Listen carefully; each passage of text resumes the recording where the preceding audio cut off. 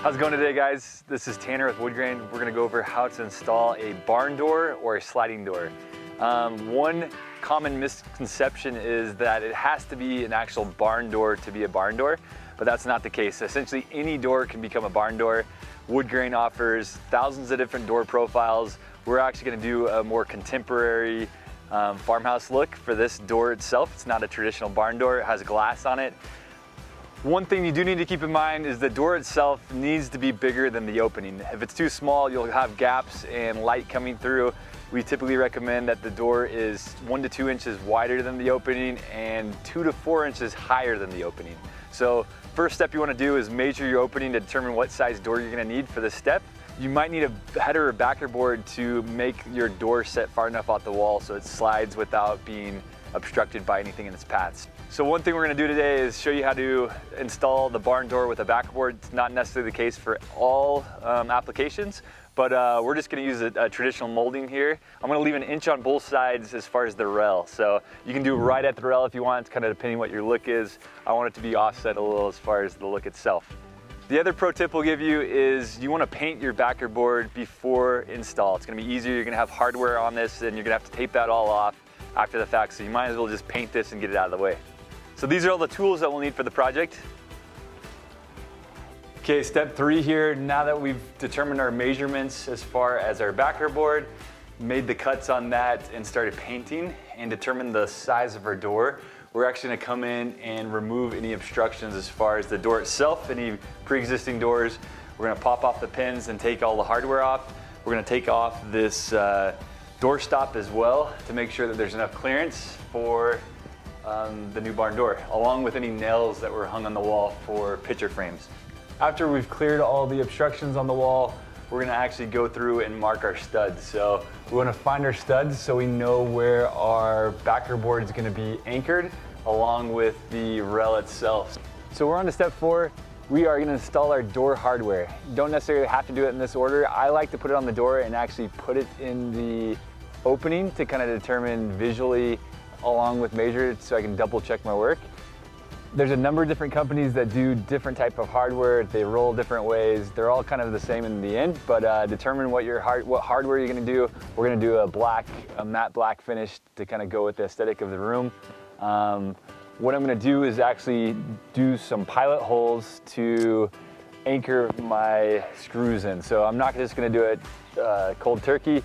I don't want my door to split, especially on a wood style and rail door. It could split if you don't make those pilot holes. So I'm gonna determine how far in on this specific, the look I wanna go.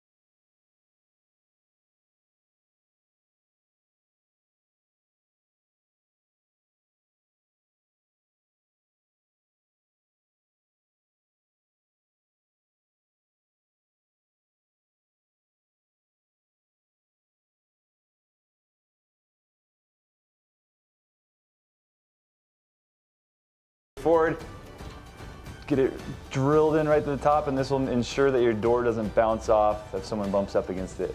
So guys, we're in the final steps here. We're gonna wrap things up. These 2 steps are pretty quick, pretty straightforward, but really important. So as you can see now, the door has a ton of sway. We wanna make sure that we essentially lock it in a track so it's not gonna push out, it's not gonna ever fall off, it's not gonna bang against our walls. So there's really 2 methods to this. There is essentially a V-groove that you can essentially route on the bottom of your door. A lot of the barn doors come with it. You can actually order a barn door with that groove for the track. So this will sit on the floor, and essentially your whole door will sit in that groove and it will kind of keep it on track. The second is this option here. There's a couple different hardware companies that sell similar things to this, but this essentially will keep it on track as well. So we're actually gonna install this hardware. We like the black industrial look. It kind of ties in the rest of the rail and whatnot. So we're gonna do this because our handle is actually really substantial as well. So this will actually add to the aesthetic and the look and feel of it. So pretty straightforward. I'm not gonna spend a lot of steps on this, just the fact that every hardware install is a little different, but you kind of get the idea of the importance and essentially how you're gonna do it. So if you do go this route, essentially you just place it on the floor, drill into it. If you're going this route, you go against the wall, and then you line these up to sandwich your door to make sure there's no play on track. And the nice thing about that, it actually stays behind your door. You're never gonna see that because your door's not gonna slide past it. So we're in our final step here. We're almost finished with the project. Essentially I'm gonna determine the height of where I wanna place my door handle. So I have a middle style here. I'm gonna do halfway between the style just for aesthetics and symmetrics there, so it all lines up. That's a good height for me, for my kids and all that. So you can kind of determine where you want that to be specifically. So I'm gonna measure that out and mark it all up. So I have even drill holes. I'm gonna pre-drill. Oh, hey there. We are excited how this turned out. We're finished with the barn door. Super simple project. It only took a couple, probably hour and a half, maybe 2 hours to install the railing and the floor pattern. Make sure you follow our YouTube channel for other videos on how to install different types of doors and molding projects as well, for inspiration for your own home or project. Thanks for following.